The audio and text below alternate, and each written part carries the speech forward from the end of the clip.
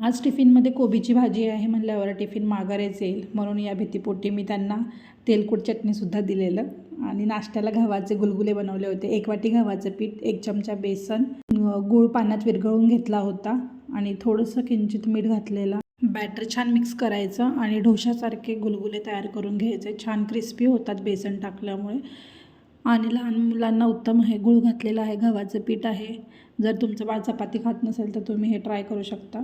आणि मी संध्याकाळी कलिंगडाचे आणि बीट घालून जाम बनवला होता. विकतच्या जामपेक्षा सुद्धा हा मस्त होतो एकदम जाम. तुम्ही एकदा ट्राय करून पहा.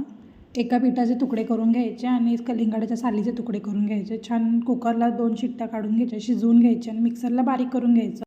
बारीक केलेली ही पेस्ट एका टोपात काढून छान शिजवायला ठेवायची. एक उकळ आली की त्याच्यामध्ये गूळ आणि लिंबू घालून छान शिजवून घ्यायचं घट्ट होईपर्यंत. थोडंफार त्यातलं पाणी आटलं पाहिजे आणि डब्यामध्ये काढून तुम्ही फ्रीजला सेट करून घ्यायचं आणि चपातीवर मुलांना खायला देऊ शकता.